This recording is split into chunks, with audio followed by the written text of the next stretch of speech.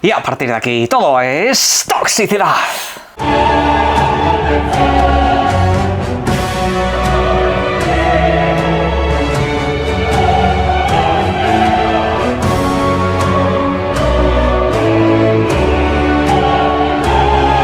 Buenas, hoy tengo bastantes cositas para vosotros, incluyendo un nuevo código de descuento que muchos me habéis estado solicitando. Julio 8 es el nuevo código para obtener un 8% de descuento a través del link que tenéis en la descripción a Eneba. En este caso, pues se aplica incluso a videojuegos que ya tienen descuentos bastante considerables. Esto es algo que tenéis que incluir dentro de la cesta de la compra, es decir, vosotros llenad el carrito con los videojuegos o suscripciones que os apetezca, hasta un máximo, eso sí, de 150 euros, precio también correspondiente en dólares, y también tenéis un máximo de 3 compras posibles. Una vez superéis eso, pues entre vosotros y yo os podéis crear otra cuenta en Eneba y aplicar el código 1000 veces. Pero bueno, yo simplemente os lo comento por aquí. Este código viene sobre todo muy bien para las suscripciones, especialmente porque los videojuegos a lo largo de todo el año ya tienen descuentos bastante importantes y también tienen el sistema del cashback. Pero bueno, aún y así, pues cada uno que lo aplique como le dé la gana. Hay videojuegos muy interesantes que han salido últimamente que de hecho ya vienen con bastante descuento y con esto pues obtenéis un 8% adicional. Válido para España, México, Chile, Colombia, Venezuela, El Salvador, Guatemala, Brasil y los Estados Unidos. Link de la descripción a Eneba.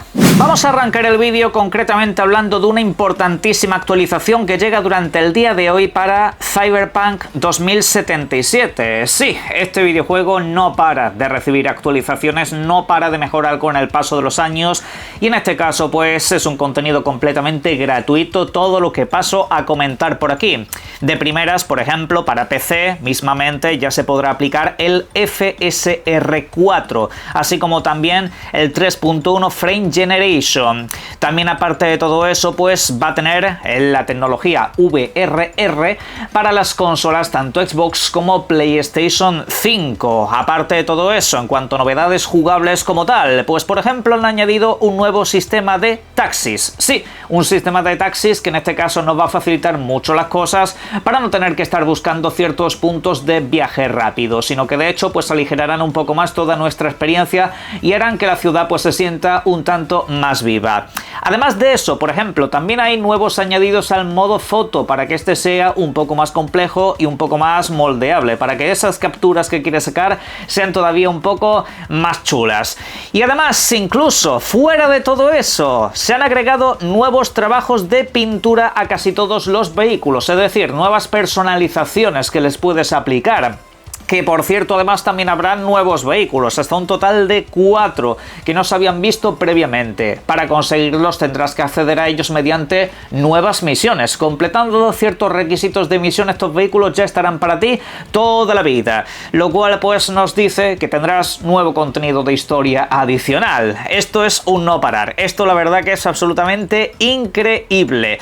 Pero se dice que además de todo eso no habrá menos actualizaciones a futuro, sino que de hecho el contenido va a ser igual de candente, con lo cual pues esperad que todavía tienen que llegar nuevas cositas. Hablando de actualizaciones, no estamos demasiado lejos de recibir algunas bastante guapas para los usuarios del ecosistema Xbox en su totalidad.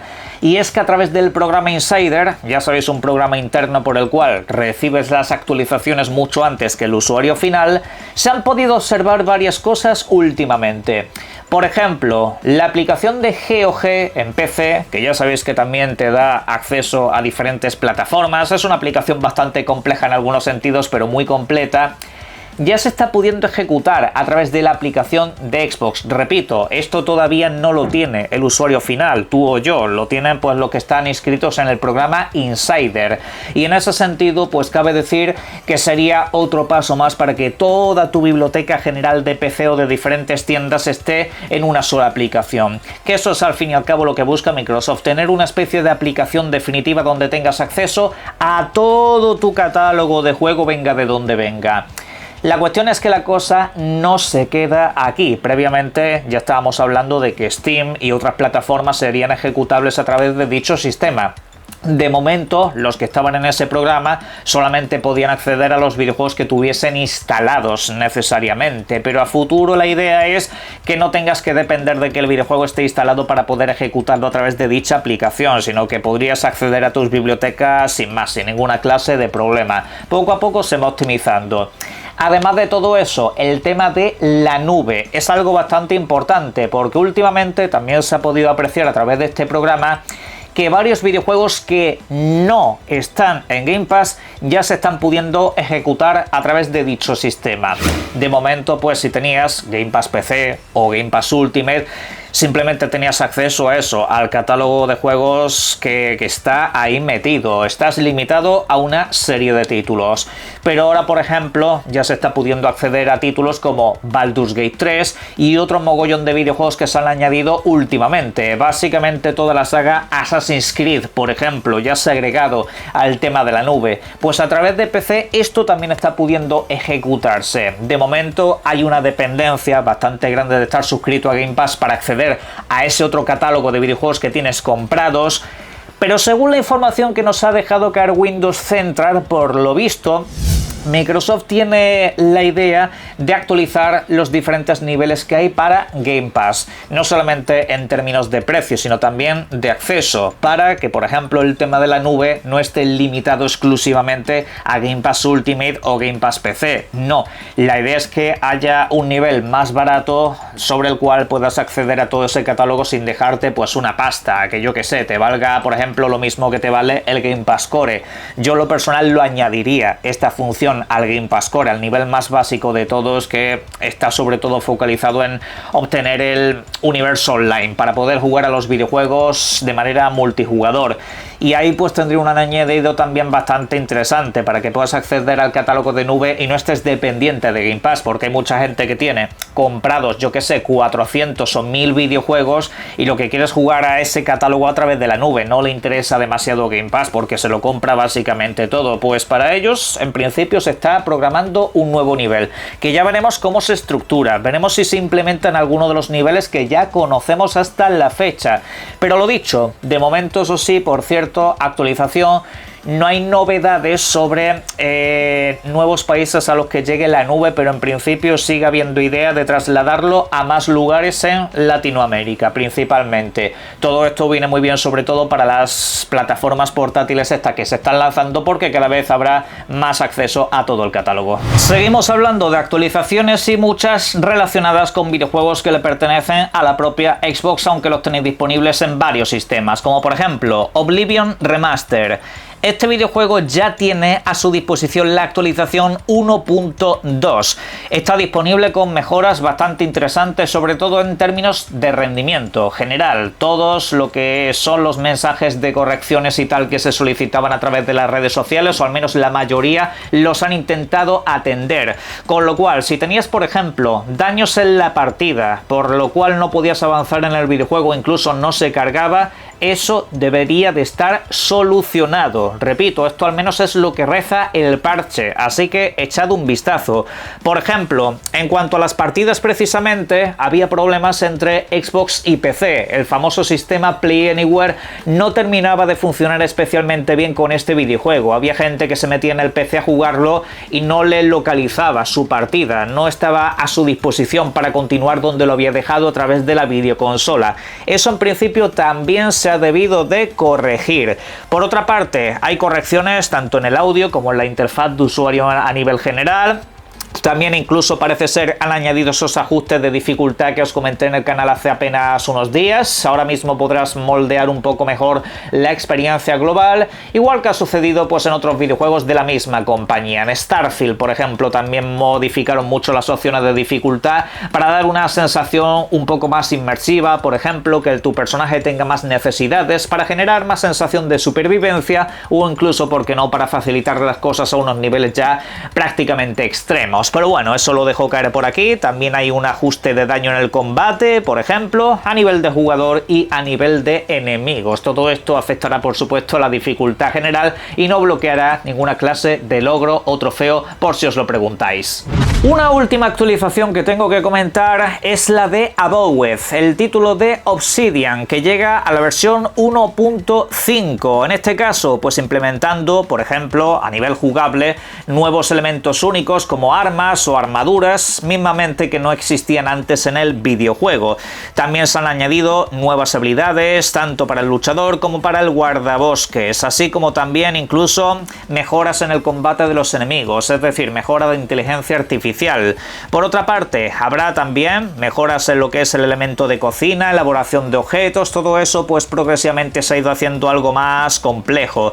Habrá también nuevos idiomas, soporte para el japonés y para el coreano, por ejemplo, estará verificado completamente para la Steam Deck para que lo puedas jugar en esa plataforma de una manera mucho más sencilla y también pues más equilibrada. Al igual que ha habido muchas correcciones de errores. A futuro tienen que llegar nuevos modos de juego, como por ejemplo el modo foto y también el modo New Game Plus. En este caso estará disponible a finales de este mismo año. Abowed seguirá creciendo todavía más.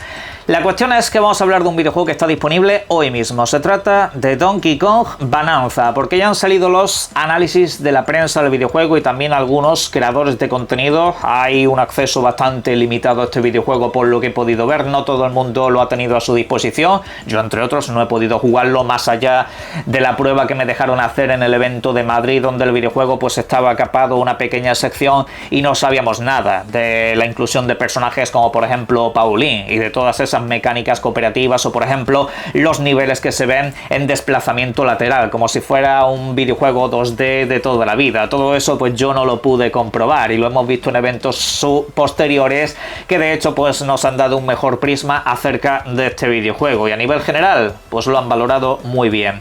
Actualmente yo cuando estoy haciendo este vídeo el videojuego está valorado con un sobresaliente, está rondando notitas del tipo 90 o 91, está más o menos moviéndose en esa horquilla. En general todos son halagos a su sistema de plataformas, a su sistema de destrucción del mundo, también al contenido incluido dentro del videojuego que da en todo momento la sensación de que estás metido en un Mario, en un videojuego del gran fontanero que representa esta marca particularmente y que de hecho incluso en algunas cosas se ve como un tanto más avanzado.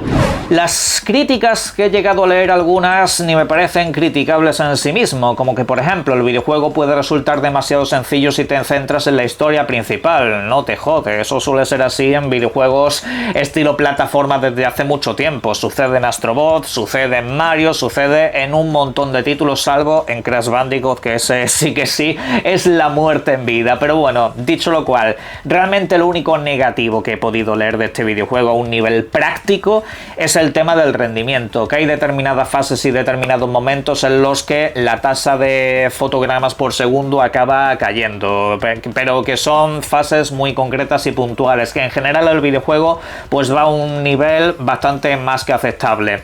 Pero que fuera de todo eso resulta un título muy divertido, que de hecho da más horas que el clásico Mario de plataformas habitual, sea 2D, sea 3D, que es un videojuego un poco más denso en ese sentido y que además de todo parece ser que tiene unos desafíos bastante interesantes para los que busquen dificultades más altas, por lo cual he dicho antes precisamente que es una tontería valorarlo de la dificultad, porque al final en estos videojuegos tienes un poco de todo, no mismamente en el juego de Kirby, por ejemplo, también sucedía lo mismo. El juego base es un chiste de fácil, pero luego te pones en el postjuego y ahí ya la cosa cambia bastante, te encuentras un desafío muy potente.